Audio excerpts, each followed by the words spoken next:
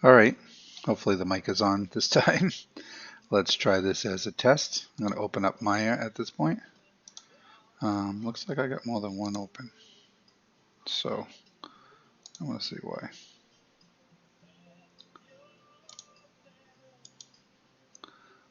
Okay, all right, so we're going to open Maya. I'm going to just pull a quick ball up. I'm going to move it around real quick.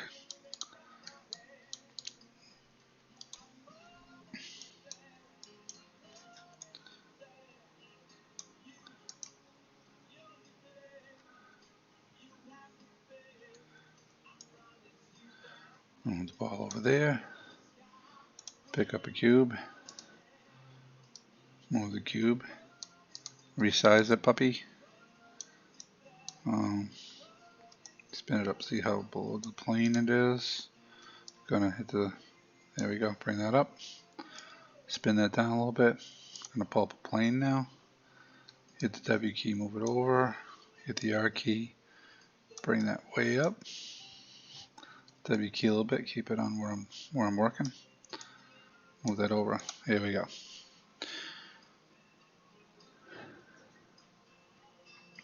Spin it using the Alt key. Gonna look at my outlier. It's gonna tell me I've got 1, 2, 3 things on the field, what I'm calling the field. Different views, which I think was awesome because now it can tell me if I'm spinning this here. I can look to make sure that where the perspective is, because sometimes it's really hard to see whether you're level or not without having any type of color or anything to the background just yet. So awesome views, love it, love it, love it. Outliner again tells you what's out there playing around on the field. I can bring it back up to its single thing, or I can close this little window out here on the left because I really don't need it. Okay, so now we're going to show that I've got the 1, 2, 3 already kind of built as per the class suggests, the plane being the biggest, then going into the cube, and then going into the sphere. So up here is the wireframe. And shows you how it changes the color. It's a little bit blue to show you kind of where the wires are, so you can see how it's made up. Then moving over to just shaded, and then this will kind of give you the wireframe on top of the gray as well. Transforming, again, I'm going to shut this off. I'll transform the cube a little bit. So what I noticed with the transforming, just outside of hitting the the R button to change its size, I'm going to right click on the mouse and I'm going to pick an edge. And I'm going to gaffy that edge up, so therefore it changes a little bit. So that's kind of what you can look to do when you're moving these things around or whatever. I don't know what that window is specifically called, but it's kind of cool. Then you can see how I transformed the cube a little bit. Pretty much do the same thing if I wanted to, pick an edge, with one of these guys, and then transform it up. So I can go ahead and, wacky do that. So you get the idea. Okay. Let's see. Moving on. We are going to, the only thing, the hotkeys are the buttons to move your camera around in a 3D viewport. That I didn't, I understand, where the cameras are, but it didn't let me look at the perspective, kind of zoom out or zoom in type of thing. Where that camera is, front, and then I'm going to select the camera.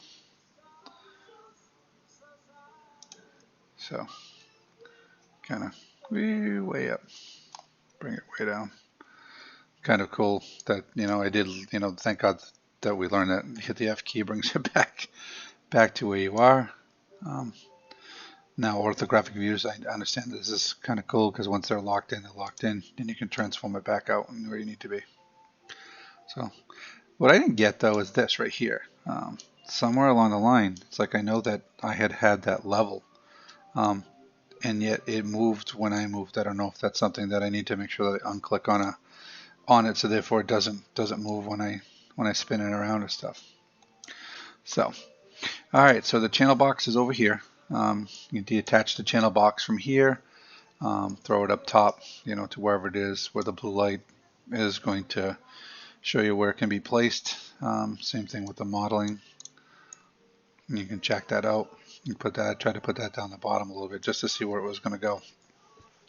I didn't mind stuff down on the bottom. I thought that was kind of cool, if I didn't have to have that up top, if I was really working on something specifically, rather than going all the way back over here, all the way back over here type of thing. So I guess that's just my preference in learning what to do with that. Here's the camera setting for perspective. The way I'm reading it, it's a perspective shaped perspective camera. And then all the what I want to call it, commands or kind of things where the camera is at this point, and then how to manipulate that stuff. Okay, so now I got it all kind of gaffetied up, military term. So I kind of went over where the channel box was, where the attribute editor, where the outliner is. Oh yeah, so the other thing I got to do is show you. I'm going to shrink this down out of the way, along with that OBS, and then I'm going to go into where I keep my files within here. So I go down and I'm looking at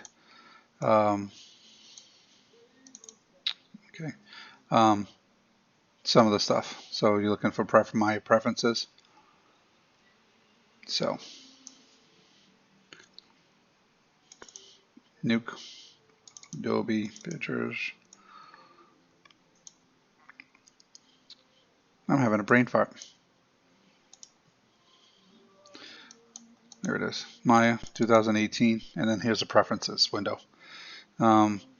So, again, it's in my PC, Documents, Maya, and then under 2018, and then what I do. So click on that, and then this lists all my preferences as far as what's been what I've been doing so far. Understand that, in order to get rid of that, reset it all, you've got to delete that folder. So that's it. Kind of bring up OBS again, bring up Maya again. How do I clear this all out? Because I've made you go down, reset current workspace. There we go. I kind of like having this off. But I would like to say that, I think maybe going forward for me, for a little bit to kind of understand this, I do like it on the bottom, but probably won't keep it there until I get really comfortable with everything. Reset again, slide back in, spin it around so you can see where we're at. Zoom it in, zoom it out. Okay. So, alrighty. Thanks.